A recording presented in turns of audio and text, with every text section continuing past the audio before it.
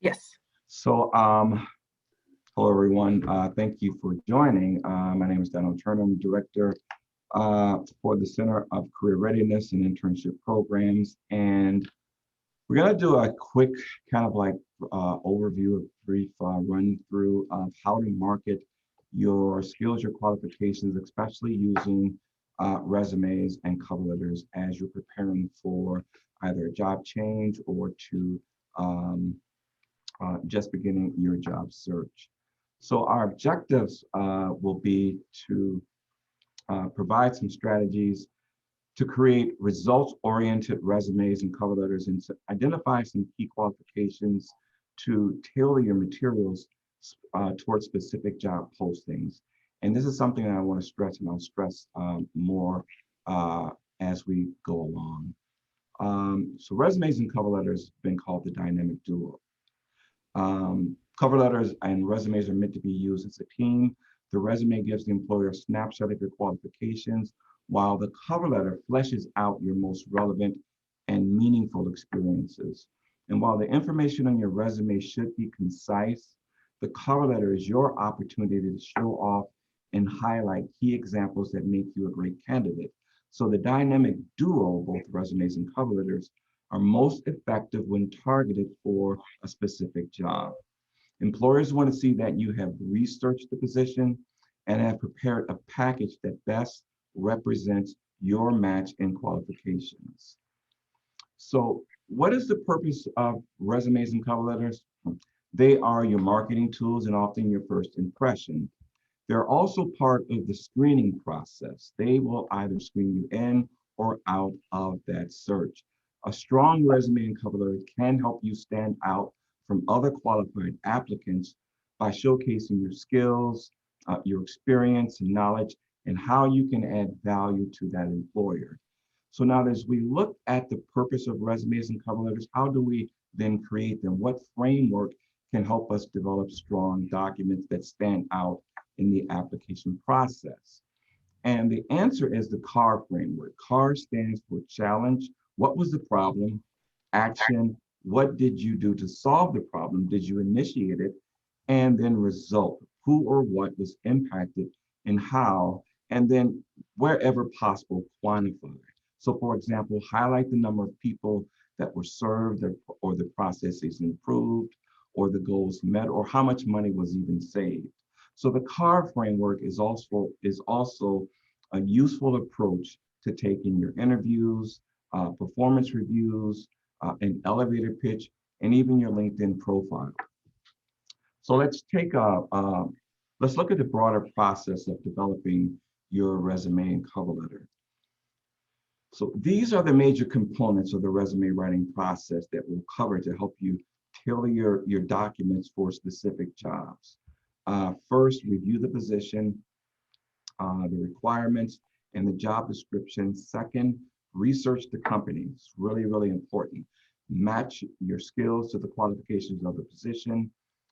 For write strong achievement or skill statements using again the CAR framework. And then finally, showcase your brand in your resume. So when thinking about your brand, ask yourself, what are my strengths? What makes me stand out from other applicants?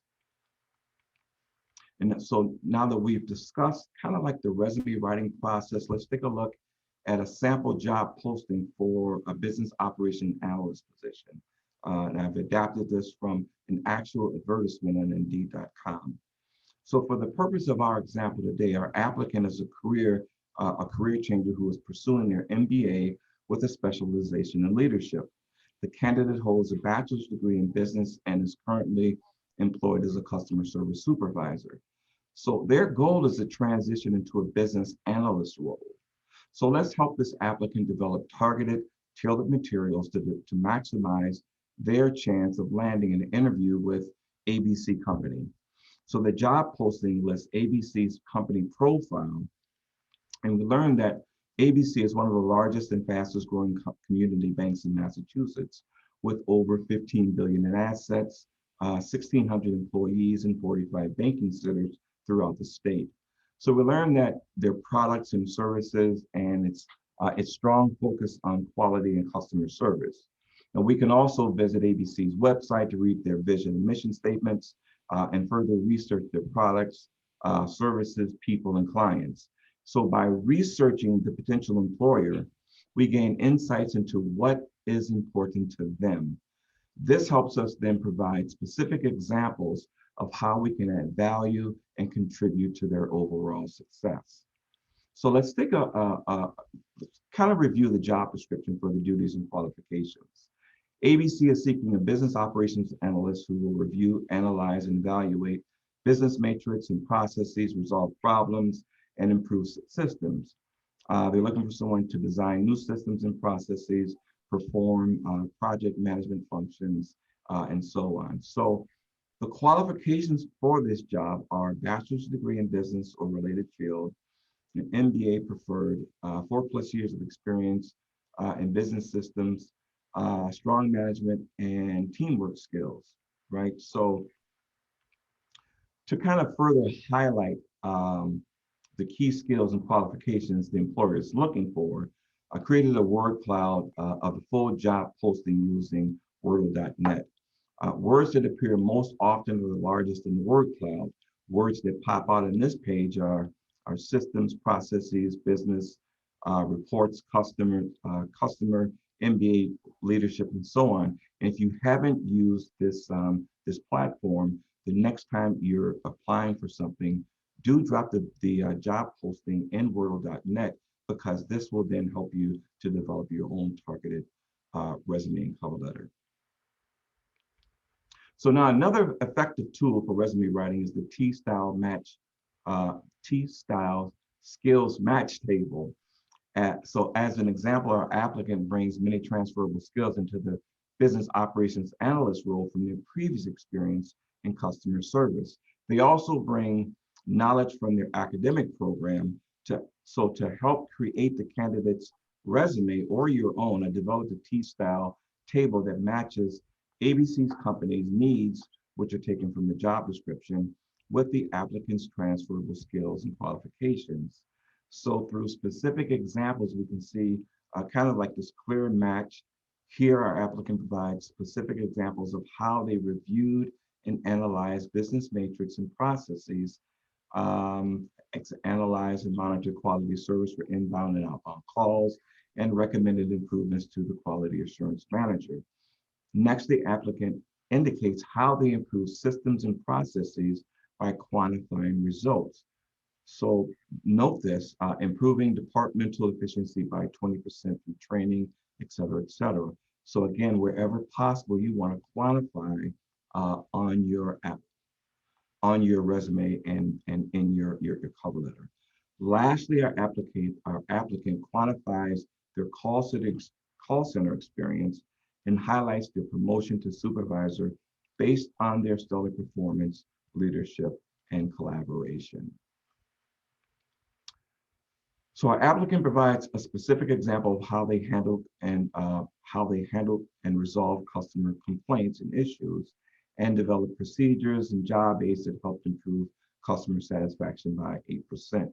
So again, by focusing on results, the applicants or you further highlight your brand as a problem solver, and this will help you stand out from other applicants.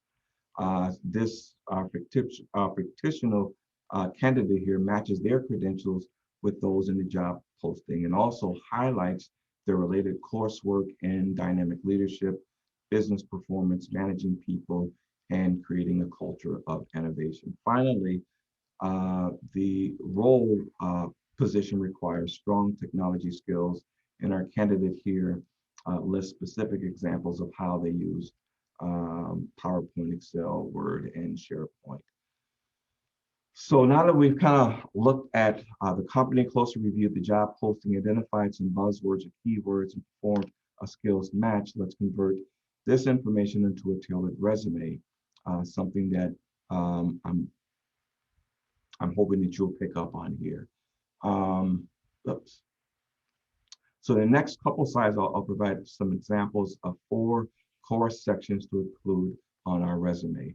These are the contact information, summary of qualifications, the education section, and an experience section. So the contact information includes your address, telephone number, professional academic email address, and a link to your LinkedIn profile.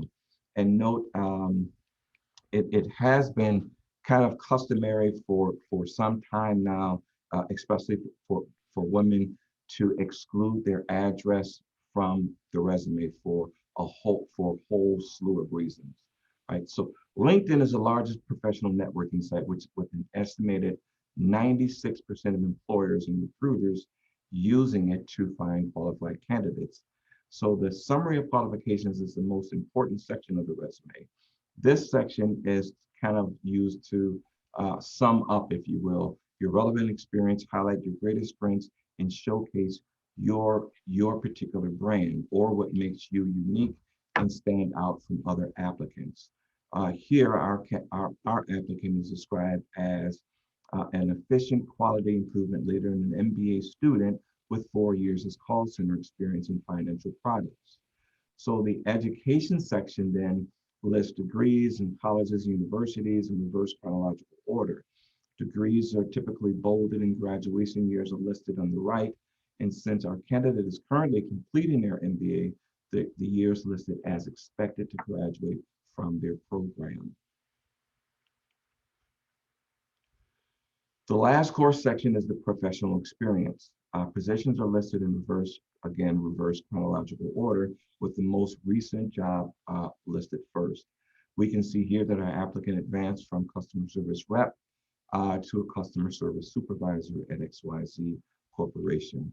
And this sample kind of provides a nice, clean format to organize positions within the professional experience section. So to create strong accomplishment statements, use these positions. We refer to the skills match table again and incorporated the CARD framework. So let's kind of look at the first bullet point. Note the three parts of the CARD framework here: challenge, action, and result are used. Supervise 18 customer service reps in a fast-paced environment, building a team that consistently exceeded departmental performance goals by 20%. Again, CARD, challenge, action, and result.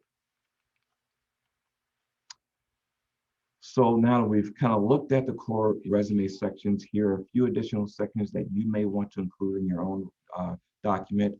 Add technical skills such as software applications, and list any honors or awards that you may have received that stand out, especially if they're relevant to the field of the job that you're applying for.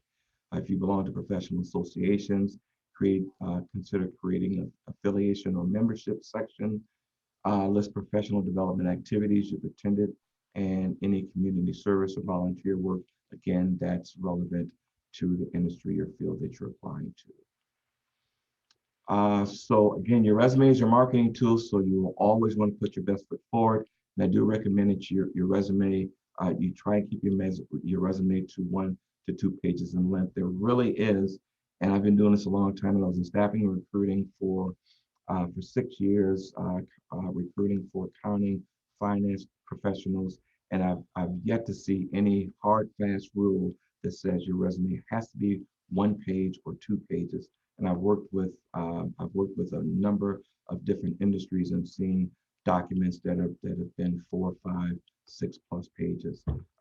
Those of us in higher ed, especially when we're doing CVs, and I've been on a number of search committees, and I've seen resumes, CVs that are this thick, totaling 8, 10 pages. We just like information. But for you, try as much as possible to keep your document to 1 to 2 pages in length. In most cases, 1 page resume is appropriate if you're just starting out in the field. Create a 2-page resume if you're a mid-career professional or career changer. For professional look, I do recommend using 1-inch margins on all sides and choose an 11 to 12 point font that is easy to read, such as Arial or Times New Roman. I have seen throughout the years individuals that have tried to lean toward making a 1-page resume and making their font size so small that those of us who are over 40 years of age cannot read it. Do not do that, please. Your font needs to be consistent throughout the document. Organize your resume in sections as in our kind of like in our examples. Use concise language that maximizes keywords and buzzwords in your industry. Um, so let's see. So here's an observation. At no time during my 6 years working in staffing and recruitment, nor over the course of almost 18 years in higher ed career development, have I ever once heard anyone say, I love writing cover letters. No one says that. In fact, the cover letter is probably the most misunderstood and disliked document of all the application materials. The dislike directed toward cover letters may stem from a belief that the resume already tells the employer everything they need to know, so the cover letter is needlessly duplicative. This, however, is not true at all. Here's the thing. Many employers will not even look at your resume unless it's accompanied by a cover letter. For instance, if you've identified a job posting for a position that stands out to you and the application instructions are submit a resume, cover letter, and 3 professional references. What happens if one of these documents is omitted? Technically, the application is incomplete. And at the very least, it gives an employer reason to believe this particular applicant either can't or won't follow directions. So let's take a look at a few strategies to create results-oriented cover letters tailored for a specific job posting that will accompany our resume. So the first paragraph of this document should state the position of interest, and how the applicant learned about the position. So our candidate here states that their application is for the business operations analyst position and that they learned about the job posting through the company website. If they were referred by a mutually respected contact or employee, they would include that information here. The first paragraph should also state why the applicant is interested in the organization and the position based on the applicant's research and knowledge. So in our letter, it states that they are impressed with the array of financial products and services and the employer's commitment to community development and customer service. The next statement is a transition to their qualifications for the specific job. So they highlight a combination of education and 4 years of experience in building uh, uh, efficient and quality-driven customer service teams. And also note that the use of standard business letter formatting applies to the cover letter. So in the second paragraph, we kind of highlight key accomplishments, again, using the CAR framework, and quantify again where appropriate. For example, the challenge resolve over 1,200 customer complaints and issues per week. The action is collaborating with the quality assurance manager on analyzing matrix, improving processes, and strengthening training programs. And then the result is the improved departmental workflow efficiency and reduced customer complaints by 12%. The third paragraph highlights their educational qualifications and how they relate to the qualifications for this specific job that you're applying for. The last paragraph, the closing, highlights the enthusiasm for the job and interest in connecting further to discuss their qualifications. My resume is a brief introduction to my qualifications, et cetera, et cetera, et cetera. So kind of like to recap, this is really, really fast here, folks, and I apologize. Um, Kind of to recap the sections of the cover letter. In the opening paragraph, state the position of interest, how you learned about the job, and why you're interested. In the second and third paragraphs, state how you are qualified for the job, what you can do to solve the employer's problems, and quantify again where appropriate. The closing paragraph always show enthusiasm for the position and your interest in connecting further. Keeping the cover, unlike the resume, keep the cover letter to no more than 1 page. And again, Carolyn, this was really, really quick. So if it sounded like I was at an auction, I apologize. A lot of information. but I really wanted to do a couple things that you asked, how the students can use their qualifications when changing careers or entering the job market. And I thought one of the best ways was to show how to do that using their application materials. So again, it was a lot of information. I want to open it up to any questions that you may have.